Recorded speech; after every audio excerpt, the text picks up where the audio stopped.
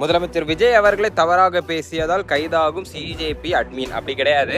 ஆக்சுவலா அங்க மகாராஷ்டிரால ஒரு ஸ்கூல்ல போய் தேவையில்லாத வேலையை பார்த்து விட்டுறாருன்னு சொல்லி இந்த சிஜேபி அட்மின் இருக்காருல, அவரை வந்து கைது பண்ணும் அப்படின்னு சொல்லி ஒரு எஃப்ஐஆர் பதிவு பண்ணியிருக்காங்க. அவர் கேட்டது தப்பு கிடையாது. எப்படின்னா சிஎம் அவர்கள் எப்படி அதை சொல்லலாம்னு சொல்லி கேட்டிருக்கலாம். அதை விட்டுட்டு எக்ஸ்போஸ் பண்ணிடுவேன் அப்படின்னு சொல்லும் போதுதான் சிரிப்பா வருது. உண்மையிலே தமிழ்நாட்டுக்கு வந்தா அவர் தான் எக்ஸ்போஸ் ஆவாரு. ஏன்னா தமிழ்நாட்டோட நிலைப்பாடு வேற, உங்களோட நிலைப்பாடு வேற. அது வந்து பேன் நீட் ஃபேர் நீட் அதுலயே மக்களுக்கு புரிஞ்சிருக்கும். உங்களை நம்பி இங்க தமிழ்நாட்டுல போராட்டம் பண்ணி ஏமாந்து போன கூட்டம் அதிகமா இருந்துச்சு. அந்த மாதிரி பிரச்சனைகள் ஃபியூச்சர்ல வரக்கூடாது அப்படிங்கிற நோக்கம், எதிர்காலத்துல அப்படி ஒரு விஷயம் வரக்கூடாது, தவறான ஒரு விஷயத்துல மாணவர்கள், தமிழக மாணவர்கள் சென்று விடக்கூடாது அப்படிங்கிற நோக்கத்துல தான் அதை வந்து சொன்னாங்க. அதுக்கப்புறம் கான்ஸ்டிடியூஷனலாவே அது வந்து பிரச்சனை வரும். ஃப்ரீடம் ஆஃப் ரைட்ஸ் அப்படிங்கறத வந்து பிரீச் பண்றது மாதிரி வரும். அதனாலேயே அதை வந்து பேக் எடுத்துட்டாங்க. இல்லாம தாவேகா கவர்மெண்ட் வந்து மத்த கவர்மெண்ட் மாதிரி கிடையாது. ஒரு விஷயத்த மக்கள் எதிர்க்கிறாங்கன்னா அதை நடைமுறைப்படுத்த மாட்டாங்க. அதே மாதிரி தான் இப்போ வந்து ரிட்டர்ன் எடுத்துக்கிட்டாங்க அந்த விஷயத்த. ஏன்னா பல மாநிலங்கள் அவங்க நிறைய விஷயத்துக்கு வந்து போராட்டம் பண்றாங்க. அதுக்கு இவர் போய் எதுவுமே நிக்கல. ஆனா இவங்களுக்கு தேவையான விஷயங்களை மட்டும் யூஸ் பண்ணிக்கிற மாதிரி, அதாவது மாணவர்களை யூஸ் பண்ணிக்கிற மாதிரியே இருக்கு அப்படிங்கறனாலயே